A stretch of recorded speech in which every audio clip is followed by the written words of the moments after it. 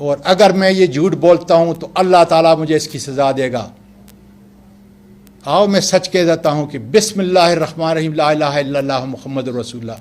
مجھے اس کلمہ نبی کی قسم باجوہ صاحب کہ میں جو کچھ کہہ رہا ہوں سچ کہہ رہا ہوں۔ انہوں نے گھر کے اندر بھی مجھ پہ تشدد کیا، انہوں نے جو ڈرائیور کے ساتھ ایک آگے اور دو پیچھے اور مجھے درمیان میں میرے سر کو ڈانپا، سارے رستے پہ مجھے مارتے رہے، میری چیخوں کی آوازیں ریکارڈ کرتے رہے، ویڈیو بناتے رہے، پھر رستے میں کسی ایک جگہ پہ جو ہے نامعلوم جگہ پہ جو ہے مجھے لے کے گئے، وہاں پہ مارا اور زبردستی جو ہے میرے کپڑے اتارے۔ یہ 74 سال کا پاکستان کا شہری ایک فریادی کی حیثیت سے ساری ایجنسیوں سے کہہ رہا ہے یہ آپ کی بدنامی کا ذریعہ میں نہیں بن رہا، سیاست نہیں کر رہا، میں اپنے انسانی حقوق کی پاسداری کے لیے جنگ لڑ رہا ہوں، میں ایک زندہ لاش ہوں۔ لیکن میں یہ کہتا ہوں کہ آئندہ کسی میری وجہ سے، میرے اس عمل کی وجہ سے، میری اس قربانی کی وجہ سے، میرے خاندان کی قربانی کی وجہ سے، اس کرب سے شاید آنے والے کسی صحافی کی، کسی شہری کی، کسی پروفیسر کی، کسی جرنیل کے کپڑے جو ہے نہ اتریں۔ میں اس لیے یہ جنگ لڑ رہا ہوں، اور انشاءاللہ تعالی میں ارشد شریف کی طرح باجوہ صاحب شہید نہیں ہوا، میں زندہ ہوں۔ اپنے آدمی میرے پاس بھیجیں تاکہ وہ تفتیش کر سکیں کہ اتنا گھناؤنا کھیل پاکستان کے سینیٹر کے ساتھ، سینیٹر کے ساتھ کس نے کیا ہے۔ اب میں آتا ہوں chief justice of Pakistan supreme court سے گزارش کرتا ہوں، میں اپنے اور اپنے خاندان کی طرف سے پاکستان کی سب سے بڑی عدالت اور پاکستان کے سب سے بڑے جج اس کا شکریہ ادا کرتا ہوں کہ انہوں نے ہیومن رائٹ کی سیل کے اندر میرا کیس کھول دیا ہے، اور میں نے جس طرح کلمہ پڑھ کے کہا اس لیے کہ میں قبر کے اتنا نزدیک ہوں، اور اللہ تعالیٰ نے مجھے مالی طور پر اتنا چیف جسٹس صاحب مجھے دیا ہے کہ جس کا کوئی شمار نہیں، اور اسی پروردگار نے جن یتیموں کی کفالت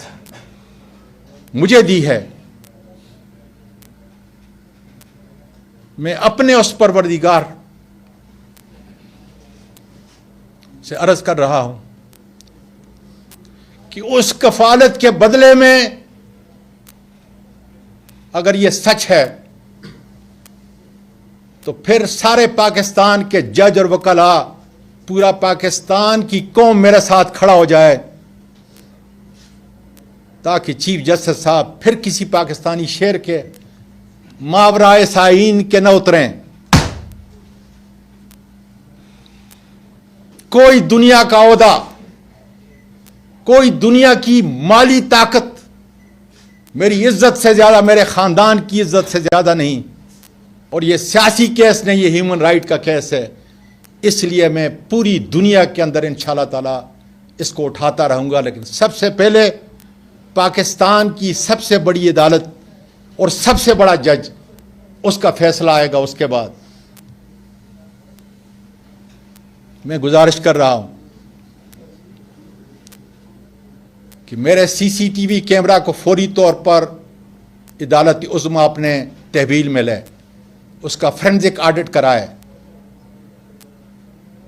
تاکہ یہ پتہ چلے کہ میں کسی میٹرس کے اوپر پڑا ہوا تھا یا میں کھڑا تھا اپنے درخت کے نیچے۔ چیف جسٹس صاحب، وہ اتنا سوفسٹیکیٹڈ سسٹم ہے کہ ایک پرندہ بھی اگر اس کی ضد میں آتا ہے، ایک مرغی بھی میرے گھر کے اندر چلتی ہے، اس لیے کہ رات کو پورا سولر سسٹم آن ہوتا ہے، دن سے زیادہ وہاں روشنی ہوتی ہے۔ اس لیے اگر انہوں نے وہ ٹیمپر نہیں کیا تو وہ ریکور کریں، فرینزک کے لیے دیں، ایک ایک چیز اس سے مل جائے گی، میری آدھی شہادت، میرے سچائی کی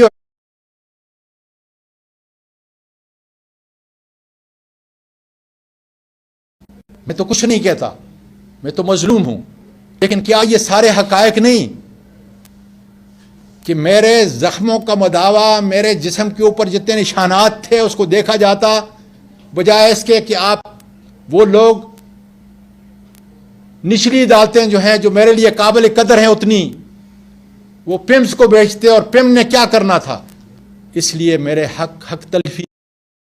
قدر ہیں اتنی, وہ پمس کو بیچتے اور پم نے کیا کرنا تھا, ایک ایک چیز انہوں نے دیکھی, اس لیے میرے حق تلفی ہوئی ہے.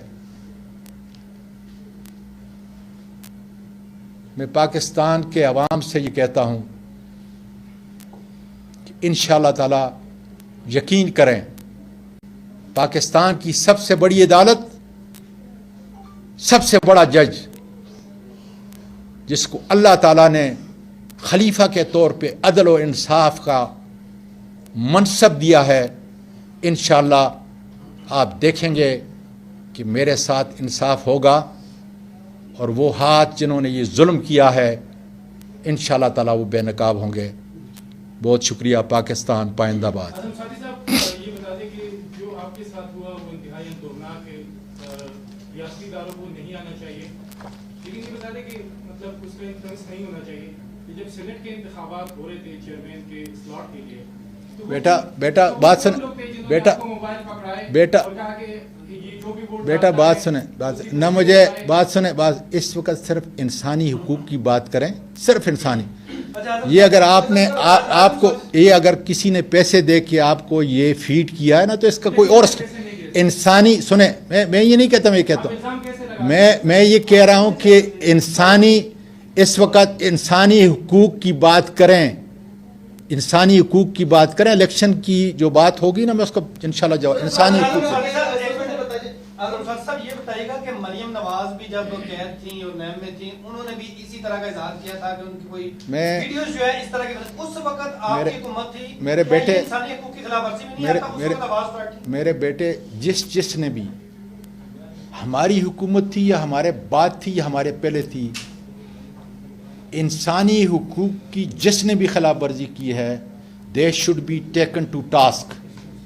جی جو بیانیہ آج آپ کا ہے, اگر ماضی کے اوراق پلٹ کر دیکھیں تو منظور بشیر علی وزیر کا بھی یہی بیانیہ تھا. آپ میں ان میں کیا فرق ہے؟ دوسری بات یہ کہ آپ کی حکومت میں علی وزیر کو گرفتار کیا گیا, ابھی تک وہ پابند سلاسل ہے اور وہ بھی پارلیمنٹ کے رکن ہے. اگر آپ کی گرفتاری پارلیمنٹ کی توہین ہے تو کیا گرفتاری پارلیمنٹ کی توہین ہے؟ میں یہ کہہ رہا ہوں کہ علی وزیر کو بھی جنہوں نے وہ کیا تھا, لیکن علی وزیر کا مسئلہ کچھ اور تھا. میں حکومت کی بات نہیں کر رہا, میں یہ کہہ رہا ہوں حکومت کی بات تو اس میں ہے ہی نہیں. کون اس آئین سے ماورا ہے, زیادہ طاقتور ہے, میں اس کی بھی مذمت کرتا ہوں کہ ان کے ساتھ جو کچھ ہوا. صرف اس کو دیکھ لیں کہ میرے وقت میں حافظ حمد اللہ کا صرف ایک آئی ڈی کارڈ کا مسئلہ تھا, میں وزیر تھا اسی سینٹ کے اندر, حالانکہ وہ ریٹائر تھا, میں سٹنگ سینٹر ہوں, جا کے پروسیڈنگ نکالے. میں نے کیا کیا, پھر پیپل پارٹی کا ایک سینیٹر تھا, مجھے اب نام یاد نہیں, لیکن اقلیت سے تھا میرا خیال ہے, اس کے اوپر کوئی کیس تھا, پروٹیکشن آرڈر, تو جا کے پروسیڈنگ نکالے کہ میں نے کیا کیا. اس لیے میں تو گلا اپنے سینیٹر سے بھی کر رہا ہوں کہ ان کو اس کی حفاظت کے لیے اور ملک پاکستان اور خاص کر انسانی حقوق کی آزادی کے لیے